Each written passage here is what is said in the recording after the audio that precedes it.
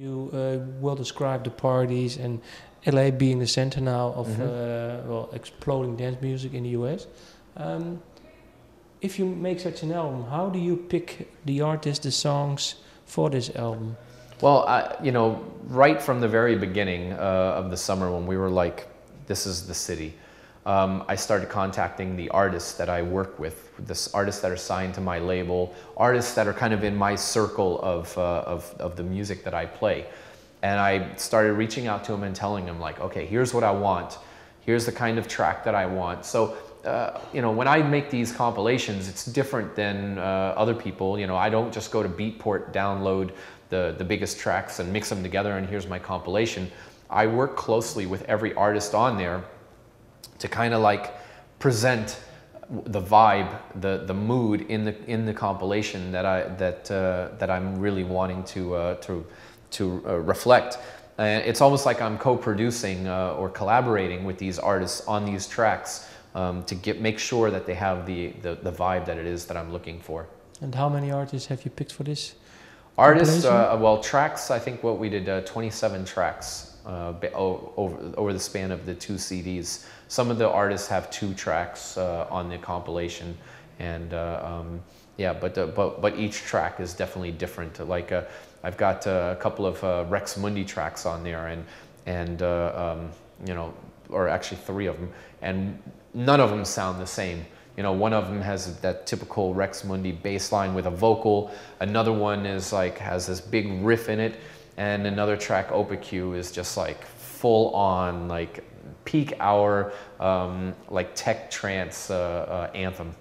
Is it for you also some that you with this compilation series that you want to feature artists, bring artists more to the forefront? Oh, absolutely. I mean, these artists and these compilations, you know, is what feeds my DJ sets throughout the year. I mean, a lot of these tracks, you know, in some shape or form, you'll hear me play over the summer during the festival season as well. So, yeah, it's definitely, you know, what I try to achieve with these albums is, you know, this is a lot of my content for the course of the year.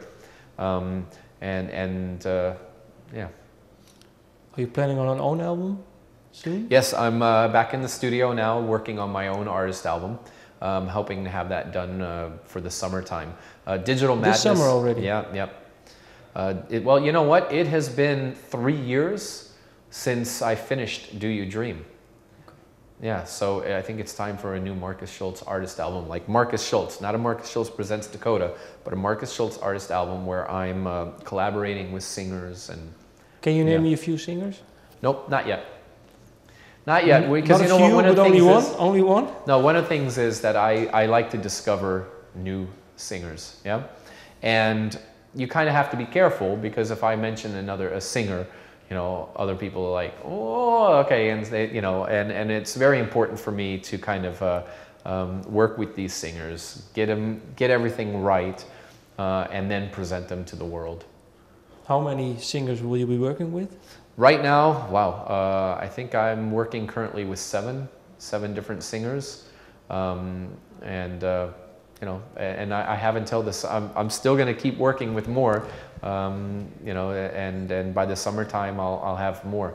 But we've got something. One of the things is I usually make about 20 tracks for an artist album, and then I'll choose the best, maybe 12, 13 tracks that I think fit the best.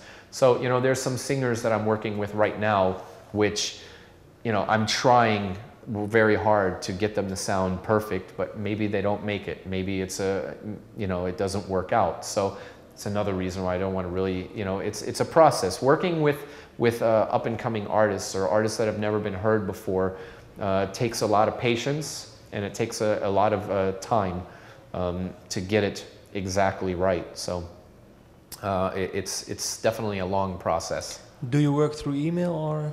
A little bit of both.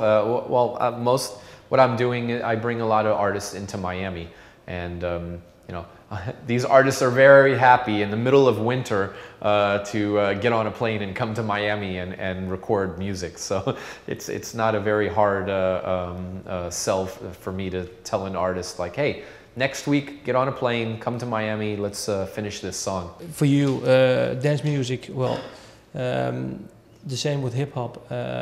It's a young music genre. Yeah. But what will you be doing in 10, 20 years from now?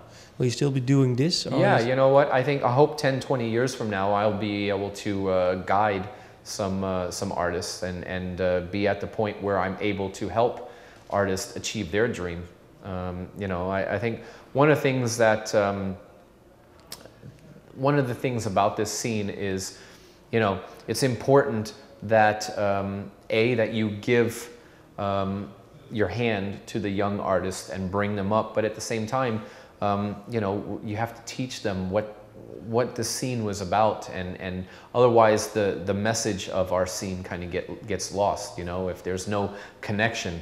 So I think 10, 20 years from now, I'll still be involved in the music scene, where, you know, maybe behind the scenes, developing some new artists. So just to prevent what happened to hip hop, maybe? I think just the hip hop just got tired, to be honest with you, and I just hope that, you know, with so many young, fresh ideas in dance music, I hope that it never gets tired, and that it's constantly reinventing itself.